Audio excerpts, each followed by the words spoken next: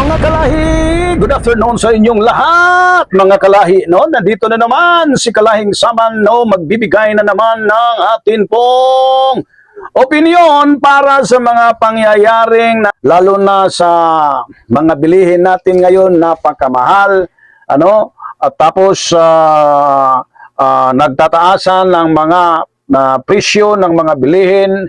Kaya mga kalahi, no, mayroon po tayong informasyon na dapat nating ipaalam sa inyo na ito po si Kalahing Saban magpapatuloy sa atin pong punto komentaryo na kung saan si Kalahing Saban ay magbibigay ng totoong informasyon na hindi talaga mababayaran mga kalahi. No? Now, atin pong napansin mga kalahi ang mga kaganapan, no, sa atin pong bansang Pilipinas at pati buong bansa o buong mundo mga kalahi ay parang nakaramdam ang crisis or tinatawag global crisis na nangyayari sa ating mundo mga kalahi. Now, ito po ang atin pong iparating sa inyo na no, may mga tao talaga na pilit talagang sisiraan, pilit talagang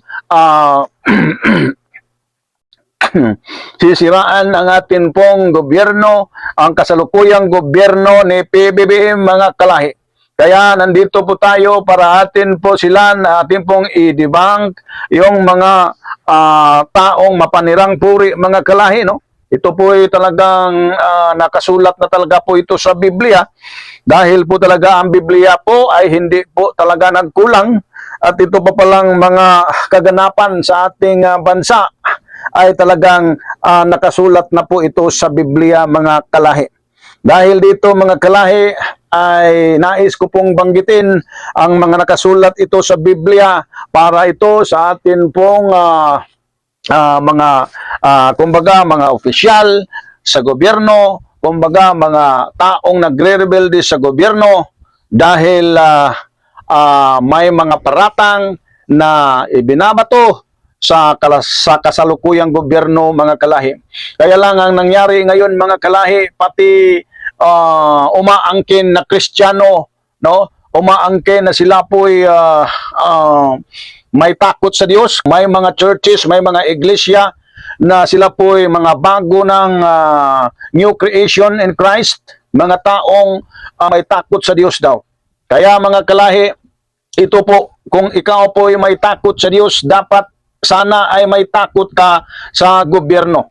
Dahil pag lumalaban ka sa gobyerno, no, ikaw po ay lumalaban sa Diyos. Dahil ang salita ng Diyos ay maliwanag na nakasulat dyan sa Romans chapter 13 verse 1 up to 6 na kapag lumalaban ka sa gobyerno, lumalaban ka sa Diyos dahil walang gobyerno natatag ng tao kundi ang Diyos po ay nagtatag nito. No? Nilagay po talaga ang gobyerno para mayroong kontrol ang nakatira sa atin pong bansa, no, mga kalahi. Dito sa salita ng Diyos akin pong banggitin at babasahin para po ito, lalo na itong mga nagkiklaim na sila po'y mga Kristiyano na totoo, ngunit walang pigil sa kanilang mga bunganga, pagsabi, mga paninirang puri para sa ating presidente, sa ating mga leader sa gobyerno na nilalagay dyan para sana ay atin pong igalang, para sana ay atin pong irespeto, ngunit pati ang mga taong nag-claim na sila ay Kristiyano, walang galang at walang respeto sa presidente, walang respeto sa gobyerno, mga taong mapanirang puri, baka kayo po'y mapahiya sa harapan ng Diyos, no? Kayo po'y nagkiklaim na Kristiyano ka, nagbabasa ka ng Biblia, ngunit ikaw rin ay sumasali ka sa mga fake news, sumasali ka sa pagpapakalat ng kasinungalingan, pagpapakalat ng mga walang katotohanan ng mga balita, mga fake news, para lang masisiraan ang presidente ng ating bansang Pilipinas, no, mga kalahi. Dito po Exodus mga kalahi, aking pong babasahin ang Exodus, no? Para po ito sa mga Kristiyano nagkiklaim na may takot sa Diyos. Ngayon, babasahin ko para po ito sa inyo para hindi po kayo sumasali sa mga nagpapakalat ng mga balitang pagsisinungaling, pagpakalat ng mga balitang walang katotohanan para lang masisiraan ang administrasyon sa ating presidente.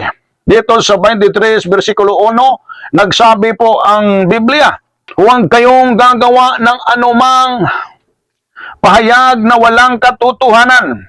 Huwag kayong magsisinungaling para lamang tulungan ang isang taong may kasalanan. No? Ito po ang nangyari sa ating bansang Pilipinas, mga kalahi, lalo na sa politikal estado sa ating bansang Pilipinas, na ang kautusan ng Diyos po na may-ari sa iyong buhay ay nagsabi na ito po'y bawal talagang gagawin at huwag kang gumagawa ng anumang pahayag na walang katotohanan. No? Pag ikaw po'y magbigay ng pahayag, ikaw po'y nagbibigay ng statement sa harapan ng mga media, o kumbaga vlogger ka, no? Vlogger ka ng isang politiko, o ano kang klaseng vlogger, ikaw po'y nagpapahayag tapos walang katotohanan, sabi ng Biblia, bawal yun, no? Huwag kang gumagawa ng pahayag na walang katotohanan. Ito po'y kautusan, kung ikaw po'y may takot ng Diyos, kung ikaw po'y kumikilala ng may kapal ng Diyos, ay dapat mong sundin at gawin. Huwag kang gagawa ng anumang pahayag kung hindi yan totoo.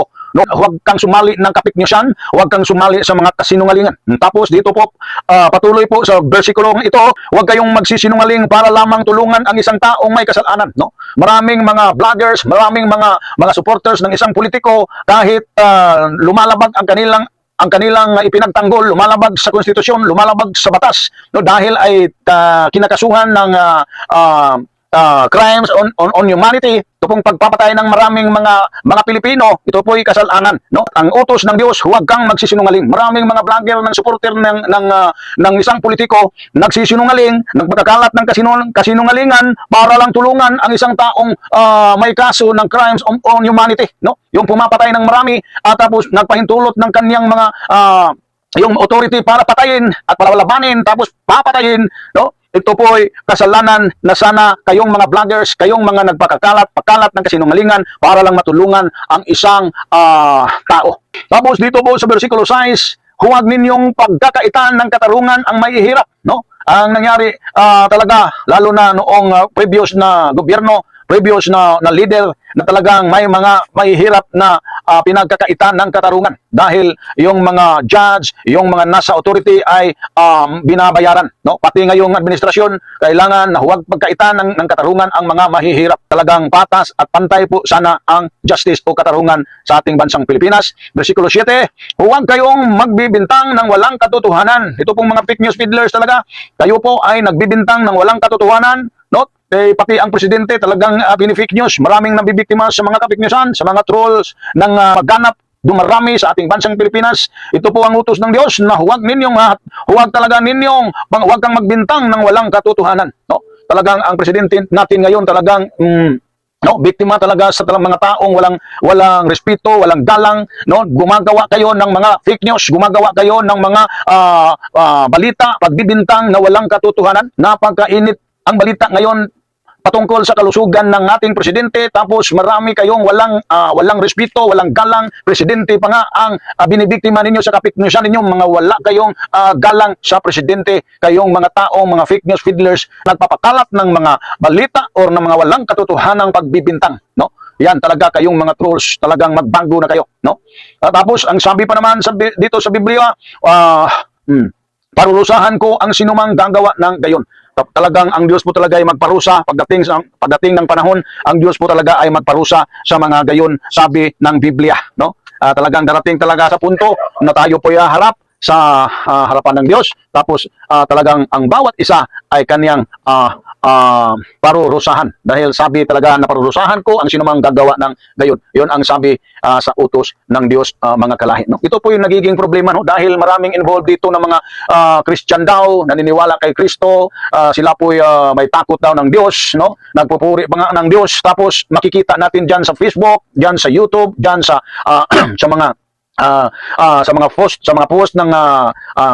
sa social media na gumagawa, sumasali at tapos sumasali sa mga fake news, no? Nagbabalita, sumasama sa pagpapakalat alang-alang sa kasiraan o pagpanira ng presidente o sinumang mga kaalyado ng gobyerno, no?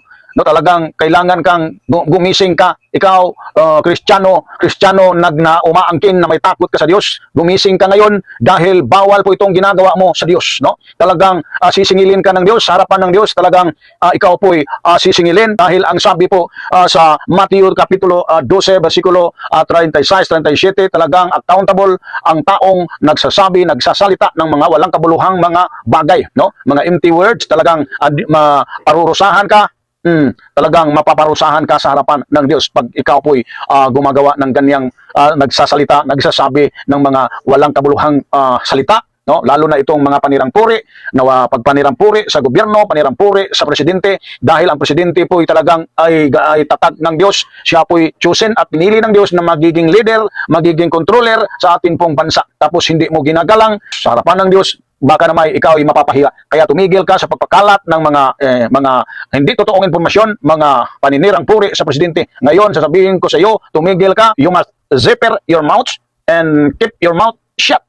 No? Dahil kung wala kang masabi, Kristiyano ka, huwag kang sumasama, huwag kang sumasali para lang sisiraan mo yung presidente, gobyerno, o sino mang kaalyado sa gobyerno. Dahil ikaw po'y ituturing rebelde at ikaw po'y hindi totoong na may takot sa Diyos. Ang may takot sa Diyos, may respeto sa tatag ng Diyos. No? Ito pong presidente, gobyerno, tatag po ng Diyos para may control po ang ating bansa. Diyan po sa Romans chapter 13, verse 1 up to 3, mga kalahi, no? Abuhid, kailangan abuhid mo yung pagkaslanderos mo, mga kalahi. Ang mga kalahi, ikaw taong Kristiyano, tapos slanderos ka, no? Sumasali ka sa mga fake news peddlers, mga slanderer, talagang magsisi ka, no? Sabi ng Biblia sa James chapter 4 verse 11 to 12, do not speak evil against one another, brothers. The one who speaks against a brother or judges his brother, speak evil against the law and judges the law. Yon ang sabi ng isang apostol. Huwag kang magsalita ng masama laban, no, sa iyong kapwa. Itong ating presidente ay isa ring kapwa natin. Grabe ka naman, presidente pa. Nagsasalita ka against the president. Ano ka? No, nagre-rebelde ka sa presidente.